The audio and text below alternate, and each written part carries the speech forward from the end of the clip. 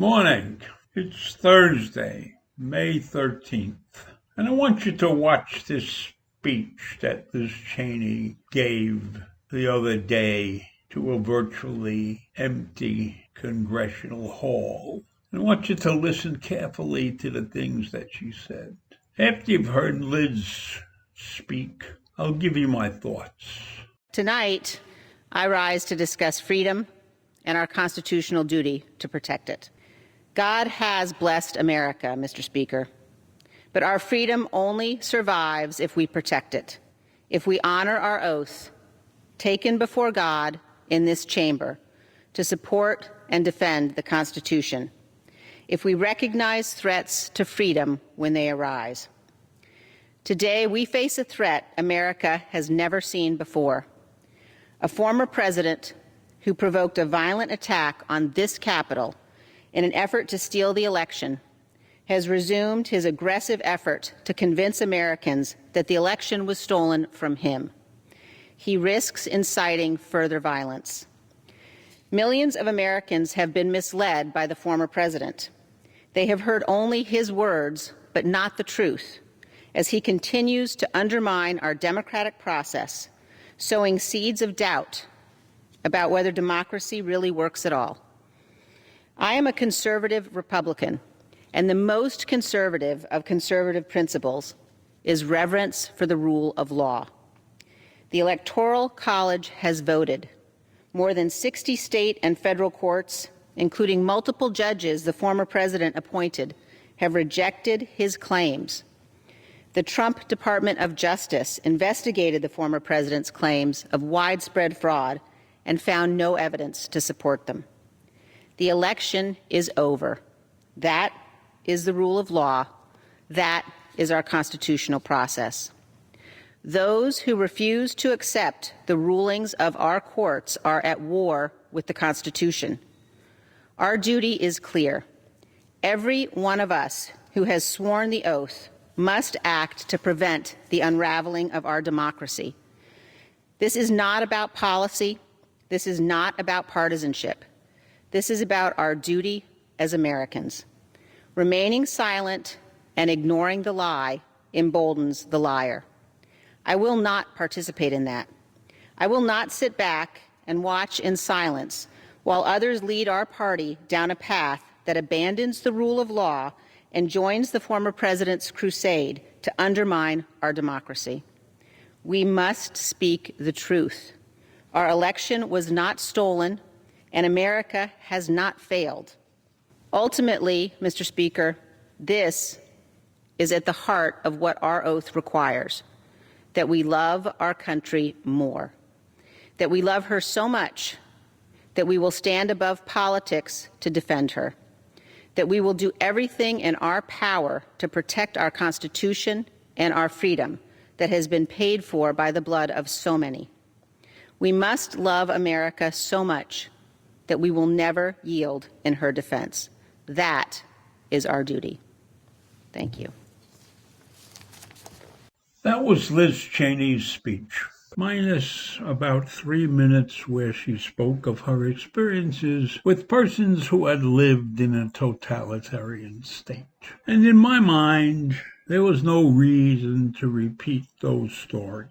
So I'm telling you that I am not a conservative, and I am not a progressive. I'm a left-leaning Democrat. And when I listen to this speech that Liz gave, I cannot understand why the Republican Party would remove her from her leadership role. They're removing her because of her opinion, which she voiced clearly in that speech. She is standing up for the truth. She is standing up for the Constitution. She's standing up for the country. She's telling the Republican Party and the rest of the country that what happened on November 3rd, 2020, was legal and above board. Donald Trump lost the election. And because she's taken that position, the Republican Party leadership, the current leadership, has taken a position that she is no longer worthy of her leadership position. Why? Is the Republican Party afraid of the truth? This is a woman that they should be proud to have leading them. This is a woman with scruples. This is a woman who'll do the right thing according to her beliefs. She did not bend to the whims of the rest of the party. She's not a follower. She is clearly a leader. And she certainly would not have voted to oust somebody just because their opinion was different than hers. She obviously believes in right and wrong. And when she sees a wrong, she stepped forward and told the world about it. And for that, she's censured by a group of Republicans who can't stand anyone who might openly oppose their misguided views. And if they are still loyal to Donald Trump, then they are a sorry group. The Republican Party is a sorry group if it is standing by and standing with Donald Trump as opposed to this woman who was brave enough to stand up in front of them and tell the truth. Cheney spoke to the people who ousted her, that she had tremendous affection and admiration for many of them in the room. And she said she knew they came to Washington to do important work for the nation. She did not blame them for her situation. She blamed the former president for dragging the party backward and allowing him to unravel, as she put it, our democracy. And she told them that going down that road lies the destruction of the Republican Party and the destruction of the country. She said, if you want leaders who choose to spread destructive lies,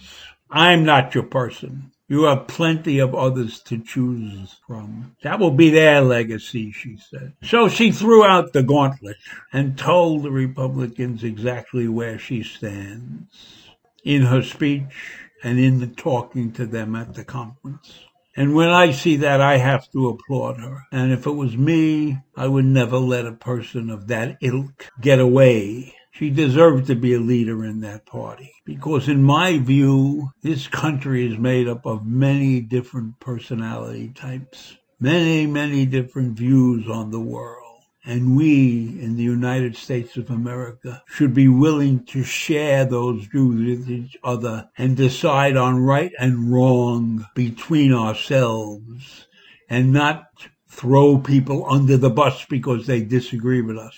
So I think the Republican Party is making a huge mistake by allowing this woman, Liz Cheney, to get away from them. And I hope the people in Wyoming re-elect her with a resounding majority. And so that's all I want to say today. And I'll see you in the morning. Bye.